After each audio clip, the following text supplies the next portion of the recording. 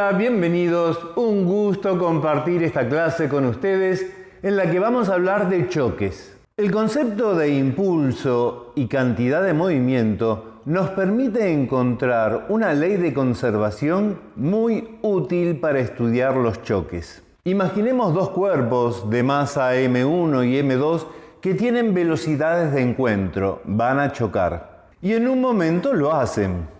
En ese momento, la masa 2 le imprime un impulso a la masa 1 y la masa 1 le imprime un impulso a la masa 2. Después del choque, los cuerpos se alejan cada uno con su velocidad ahora de alejamiento. Voy a llamar 0 al instante justo antes del choque y final al instante justo después del choque. Entonces, cada masa tiene su velocidad antes del choque y su velocidad después del choque. En el momento del choque, en el que cada masa impulsa a la otra, esos dos impulsos son iguales en módulo, dirección y de sentido contrario, porque lógicamente las fuerzas que cada uno le hace al otro forman un par de interacción. La duración de la interacción es la misma para ambos, lógicamente. Y por lo que sabíamos del impulso, podemos afirmar que es igual a la variación de cantidad de movimiento de cada cuerpo. Lógicamente, el impulso que recibe la masa 1 es igual a la variación de cantidad de movimiento del cuerpo 1. Y el impulso que recibe el cuerpo 2 igual a la variación de cantidad de movimiento del cuerpo 2. Por lo tanto, podemos escribir que la variación de cantidad de movimiento del cuerpo 1 es igual a menos la variación de cantidad de movimiento del cuerpo 2. Desarrollando esas variaciones tenemos que la cantidad de movimiento final del cuerpo 1 menos la cantidad de movimiento inicial del cuerpo 1 es igual a menos, y ahí abro un paréntesis, la cantidad de movimiento final del cuerpo 2 menos la cantidad de movimiento inicial del cuerpo 2. Ahí puedo operar algebraicamente y reordenar esa ecuación poniendo en el primer miembro todo aquello que describa el momento anterior al choque, inicial, y en el segundo miembro todo aquello que describe al sistema después del choque. Entonces me queda cantidad de movimiento inicial del cuerpo 1 más cantidad de movimiento inicial del cuerpo 2 igual a la cantidad de movimiento final del cuerpo 1 más la cantidad de movimiento final del cuerpo 2. Podemos definir una cantidad de movimiento total a la suma de todas las cantidades de movimiento de los cuerpos implicados. Entonces me queda que la cantidad de movimiento inicial total es igual a la cantidad de movimiento final total. Dicho de otro modo, la variación de cantidad de movimiento total es igual a 0. Esa última expresión es altamente descriptiva. En suma, cada vez que enfrentemos un choque, nos desligamos de cómo fue ese choque.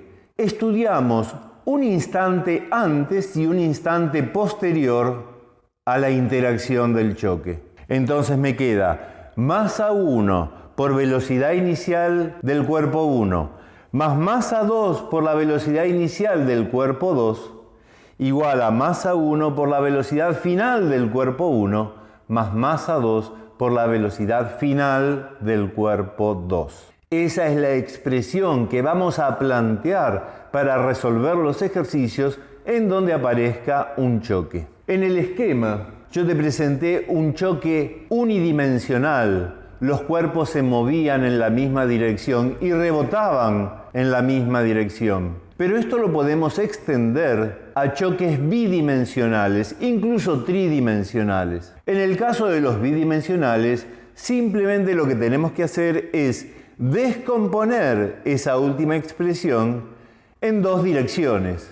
Entonces tendremos masa 1 por la velocidad antes del choque del cuerpo 1 en su dirección X, más masa 2 por la velocidad inicial del cuerpo 2 en la dirección X, igual a la masa 1 por la velocidad 1 final en la dirección X, más masa 2 por la velocidad final del cuerpo 2 en la dirección X.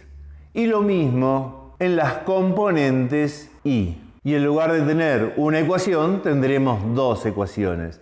Un caso particular de los choques son aquellos en los que después del choque los cuerpos quedan unidos.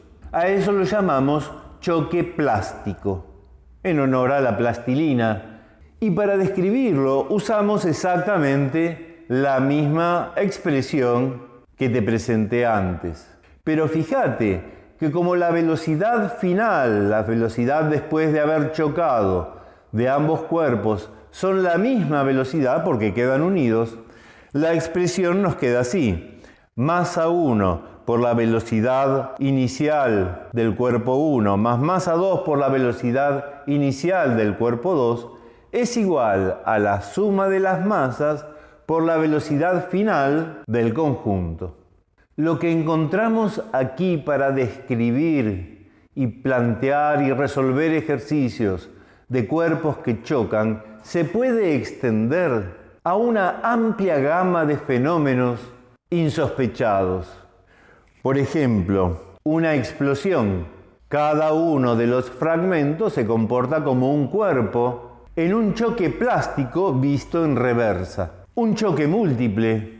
Una galaxia en movimiento, un choque entre galaxias, que su cantidad de movimiento total se conserva, que la variación de cantidad de movimiento total es igual a 0.